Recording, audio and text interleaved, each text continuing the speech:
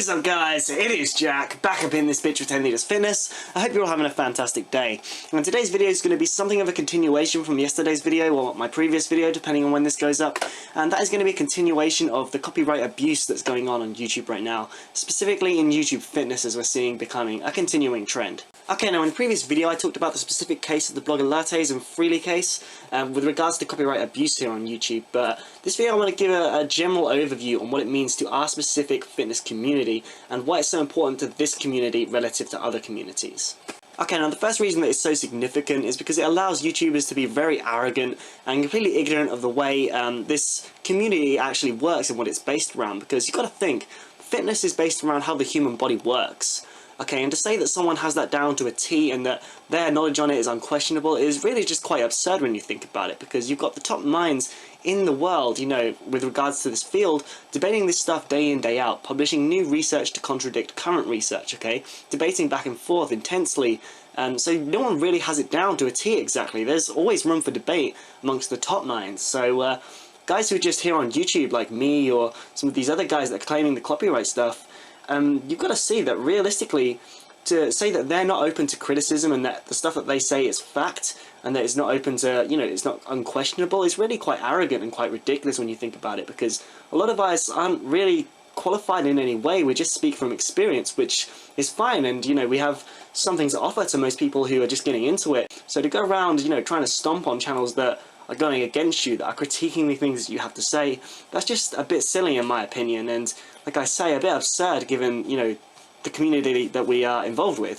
I guess my point here is that different things work for different people, so no one can be really unquestionably right when it comes to putting out advice. I mean, I know that some of my advice may well work great for some people, but then for other people it will be pretty ineffective, and they might want to come out and say that this advice is not good, which may not really be the case, but they have every right to question if it's not working for them. You know, if they have proof that something else works better, then I'd be happy to hear that. I'd like to consider that, because that's what this is all about, deriving the best information, and the only way we can do that is through free speech and debate openly between people who are voices in this community, between the public figures. But of course that's not to say that there's no such thing as bad advice. Obviously telling people to do certain things is just stupid and is not going to work full stop for anyone, and may well be full out, you know, dangerous. So obviously when it comes to that kind of stuff, yes, that kind of stuff can be critiqued heavily and be just flat out dismissed and being told that it's silly, but my point is that the nature of the community that we're from, when we're discussing how the human body works and the unpredictability associated with that,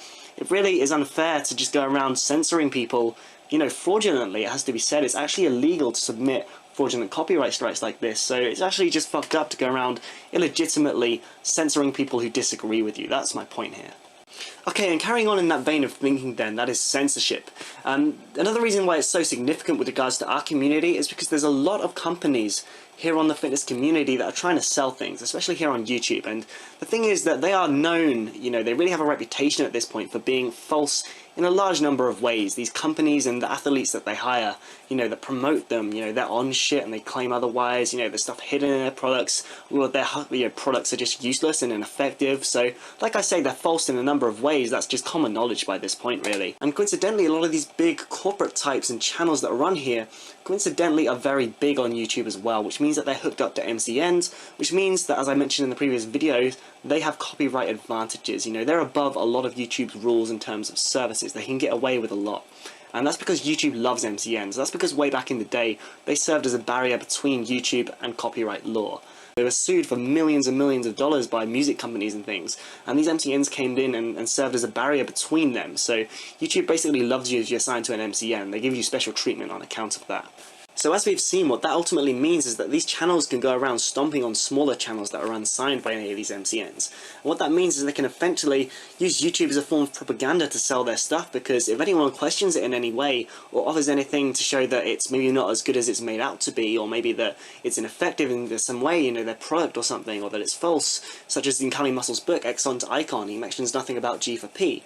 An example recently was Elgin Intensity came out with a video trolling him, talking about the G for P, and Cali Muscle submitted a false copyright strike against him, claiming that his video was being abused and had been directly re-uploaded, when in reality it had been used well under fair use. LG Intensity actually did nothing wrong, but just because he went against Cali and said something that wasn't in his book and defamed that product, what Cali actually did was he went out and he copyright struck the channel, as I say, and got the video removed, which is fair. If you're going for slander, then you can actually submit a lawsuit for that. But Infinite LG Intensity actually has a case here. This stuff is actually true. You just want to Google Chuck Basher while you're at this. You'll be surprised what you find. But the fact of the matter is, it's allowing these channels to censor people legitimately, essentially, because they just don't like the other side of the story being put out there, which is really shitty when you think about it, and like I say, against the whole point of this fitness community, to spread information and help people arrive at the correct and most helpful information. And so you see, something this also allows for is that companies can get away with being very false. They can get away with selling crap or ineffective products. They can get away with lying,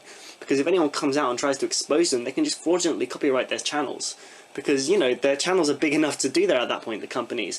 An example would be of Mike O'Hearn's Frog Fitness product. He came out with this product that was like a glorified ab wheel for like $1,500.